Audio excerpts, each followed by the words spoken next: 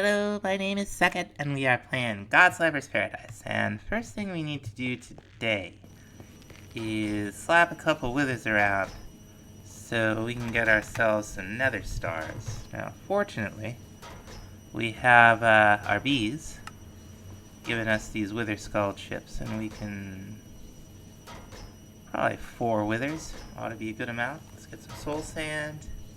We'll need a little more soul sand, won't we? Yeah, we're just gonna do the old trick down here. Let's see. Like this, right? It's either gonna work or he's gonna get... Whoops, those are the wrong things. Let's get rid of those. Get some soul sand. Alright, we got obsidian under there. He's either gonna pop right through here,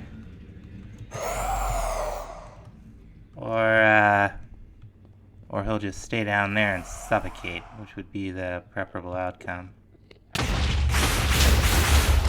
Nice. So in addition to the nether stars, we got some runes. That's nice. We got a bunch of wither cannons and 1 wither bow, which is, you know, pretty fancy. It withers targets. Doesn't do anywhere near the damage that our deep bow does. Now, not to get too distracted, but I did find an undead herald up here. I don't know, I got him all the way up to expert. I don't know if it's worth trying to keep leveling these guys up. I feel like maybe the herald is perhaps not, though. I'm out of silver. Maybe the herald isn't the best thing to test with. We'll have to look at that some more. While our mana's building up, I went ahead and made all 4 of the fancy tokens. At least I think so. I see 3. There's the other one. Cool. We're gonna make something called a creational catalyst. And what this block does... Oh, we're gonna need some infused rock. What the block does is it allows you to overcharge aura. Like right now, I upgraded to the next tier of environmental eye, the environmental ocular. You can see we've got like seeds. That means crops will grow. I think one of the things with a red X over it is about hostile mobs. We will add to our aura trove just by standing around here. But we can do better if we make this thing. Just pop it right under our friendly neighborhood shooting mark, or any aura generating block, and it will allow you to overcharge the aura in the area. And I don't think we're too far off from it, and it should be pretty obvious when it happens. Aha! We got a second aura bar now. Let's see what happens if... Okay, yeah, we're not we're not very fast. We'll probably have to set up a machine around this thing to really overcharge the aura, but definitely works. Yeah, we got us another mana steel spawn egg for the bee. We're gonna get ourselves a mana pearl and a mana diamond. And we should be able to get a Terra Steel bee. There we go. Now I've already got a block of Terra Steel over here. And is there anything else we can do with him? No. We'll just let him go. He'll start bringing us the Terra Steel, and good to go. Now for all the messing I've done with Botany over the years, there's still a lot of things I don't know about it. One of those things is that this here overgrowth seed, what it actually... Oh, will it only do 1? I'm gonna feel real silly if it only does 1. Let's see. I thought it did like a bunch. So when you put this down, yeah, they function at if there was a flower here, it would function at twice its normal speed.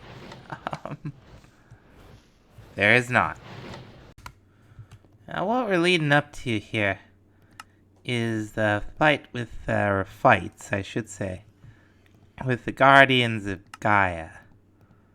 They will drop some things that we want. We're going to need 4 of these Gaia pylons that are, elementium, pixie dust, and these mana pylons that we made before.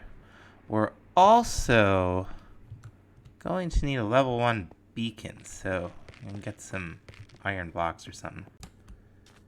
Alright, we're out here in the desert by that village. It'll be a fine place to set this up. What am I gonna do? Let's see. Gaia, ritual of Gaia. Right. So we gotta build a little multi-block. And we're just gonna do it right here. I think in later versions, you can put this down a level. I have a tendency to right-click this thing a lot. But it's not the most complicated thing to set up, although I am gonna put down the pylons first, because I didn't actually bring that many blocks with me. And can I even get that up there? I have the hardest time placing these pylons. We're just gonna plop this right down here. Actually, we're pretty close to nighttime. We should make oh, I'm terrible. Gaia spot.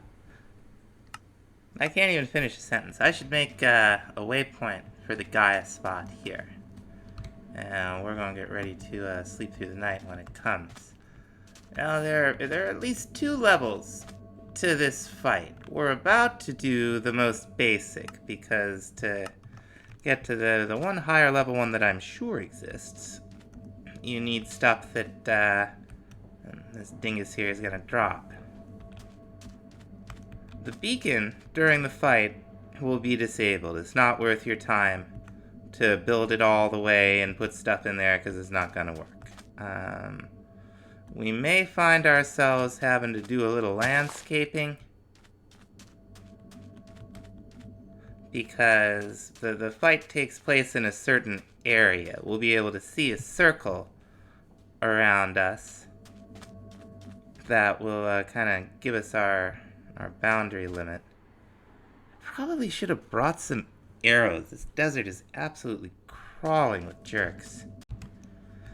Now to start it, the basic one, you just need a Terra Steel ingot, and you kind of have to shift-click it on there. Hard as you try. Grounds might be improper. Okay, here's the problem. So this has to be flat, and so does a bunch of this over here. Okay, I think we're at least close. Yep, here we go. Let me go ahead and turn this down. This gets awful loud. There we go. So there are a couple of phases. Here's the first one. He's gonna have little guys. And he's got like a little cloud attack. He's no real threat to us. Between the crystallized obsidian armor and the reach of the greatsword, he's gonna have a real hard day. The only issue is the wither stuff. And if we just put a self-heal on, we'll very quickly get him to the next phase, which is the phase of jerks. He's gonna summon a whole bunch of them. Wave by wave. It's not that bad, this tier of the fight. Especially not with the gear we have. And, when he runs out of friends,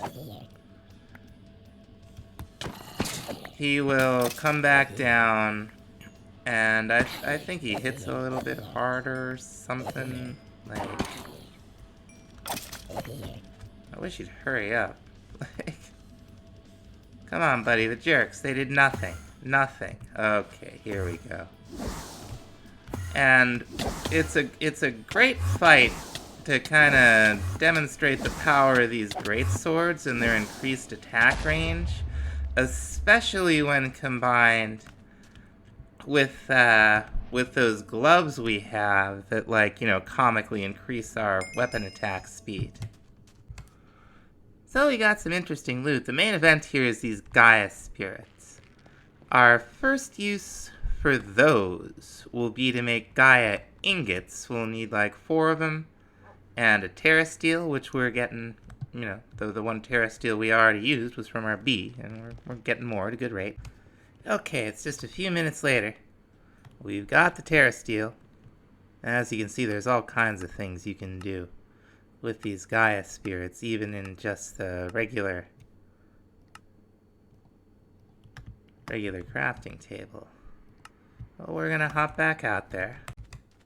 Now, round 2 here is incrementally harder than round 1, and we're gonna do round 2 a couple times, at least. This version of the Gaia Guardian drops some additional stuff, and it's stuff we want. The fight is incrementally harder. The jerks are a little tougher. There's like wither skeletons with elementium swords, and like, you know, but it's not what I would call dangerous to us at this point. As long as we're, you know, I think there are more pixies and teleports more. But, we're doing fine. Okay, time for the jerk phase. Oh, I did it again. So you see there's 5 of them this time around. When the first time around there were 3, and we're coming down a little bit too fast for us to keep up with. It's not that bad. We'll get to the wither skeletons in a minute, I'm sure. Give us a hard time. Yep. He's got the fancy pink sword. But really, like, if you've been spending, like, much time at all progressing through Advent of Ascension, or through some of the, like, you know, cyclic and getting yourself some crystallized obsidian armor, it's really no big deal. Now we got some interesting stuff here. More Gaia spirits, that's good. One of these, I think you can put a bunch of these on a Terra Steel helmet. This is what we're... Oh, a bunch of mana steel. Bunch of mana pearls. The Pinkinator. I think it does something to a wither. We'll find out. There's what we're looking for. And some runes. I'll take runes. Very nice. So these dice. There's 6 possible things you can get that are unique. You're gonna get one of each in 6 rolls. Once you get one, you don't get another one. Now what we got was the Ring of Loki. Now the Ring of Loki is actually really cool. I'm just not good enough at video games to really use it. You can, you know, you sneak right click a block. You can store offsets. It's pretty interesting. So just you know, kind of a curious artifact. I've never seen anything else that does really anything quite like it from any other mod. We're gonna store it in a drawer. Now what we're looking for is something called the Ring of Odin. And once we get it, we'll be able to read all about it in the Lexica. I'm just gonna slap the Guardian around till we get it. Alright, let's roll them bones. Okay. The Eye of the Flügel. I don't know how it's pronounced. Let's see. Here it is. Unlike the crafted Flugel Tiara, the Eye of the Flugel contains primordial Flugel magic. Previously... Oh, okay. So what you do with this thing, you could use this as like a warp setter. Also, we're gonna have to check out that flugel tier. I've never made that before. That's like Tania's flight mechanic. Never really messed with it. Alright. Take 3.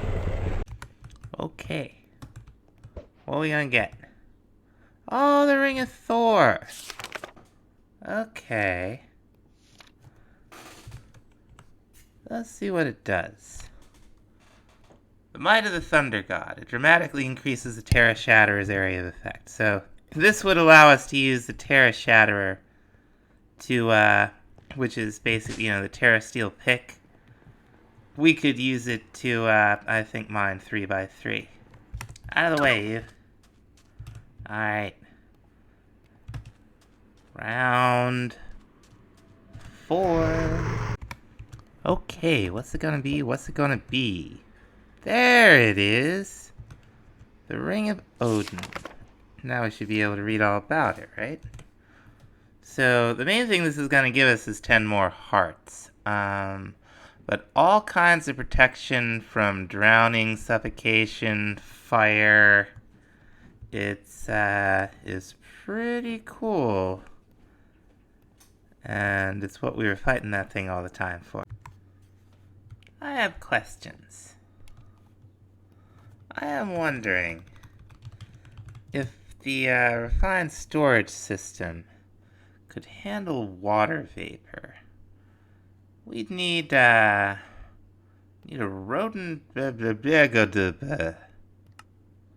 one of those things. Let's see what happens here. Okay, so here's our question.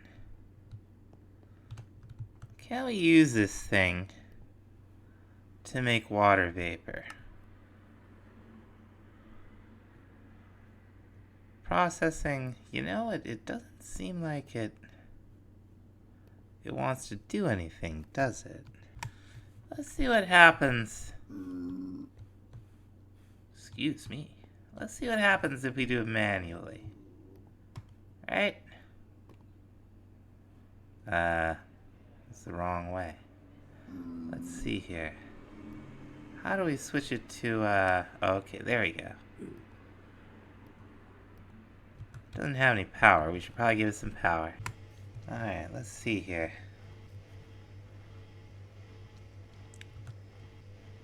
Yeah, this thing doesn't seem to want to take it out of here, does it?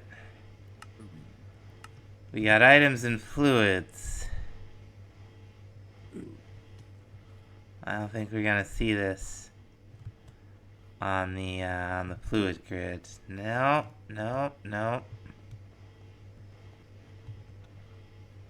Yeah, this ain't gonna work the way I want it to. I wanted it for some easy concrete.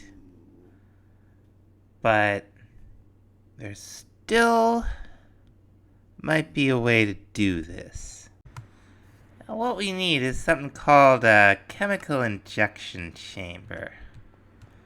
And I think what we might do is set it up to always have water vapor in it. So let's say we had the rod next to the chemical injection chamber, and we came over here to gases, and instead of having the output down here, we had the output over here.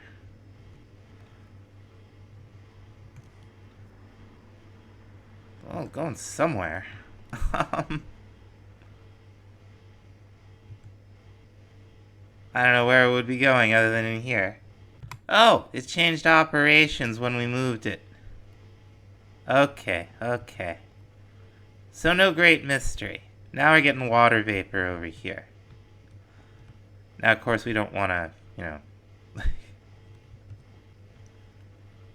have to fill this manually with buckets all the time. So we're going to hook up a way that this will take the water in. Might not be the prettiest in the world, but it's gonna work. Now, what we should be able to do, for example, is make a recipe for white concrete. Right over here in our chemical injection chamber. And we'll need a recipe for white concrete powder. Throw it over here. We can throw this in here. And let's see, this should work, right? Might not be the most elegant in all our potential solutions. Oh, okay. Aha! What we have to do, I forgot to take the, I'll show you what I mean. We gotta get rid of that. Just like we did with the automation of some of these other mechanism machines. Like, we have to assume that this one is gonna be full of water vapor at all times. And not specify that the network do that for us, because that does not work. Okay. Now it's doing fine. It's gonna make some gravel and some sand. And as it gets it, it's probably gonna throw it in here. Right? Oh, yep. There it goes. Now, I'd be lying if I said I could remember what we were gonna use this for. Oh, a sink. As we're working on a bathroom here. This is, probably not the best toilet anybody's ever seen. But, I'll give you the impression at least. Although, the thought occurs that we do have golden hoppers that involve one of these wooden hoppers you can make early on if you're low on iron for some reason. You don't have to be low on iron in this pack. Alright. Perfect. Wonderful. And a glass item frame and a little bit of cork marble. And we have some plumbing. Over here we got the little stand. Yeah. And I think that's gonna about do it for this time, folks. Thanks so much for watching. We'll see you in the next episode. Bye-bye.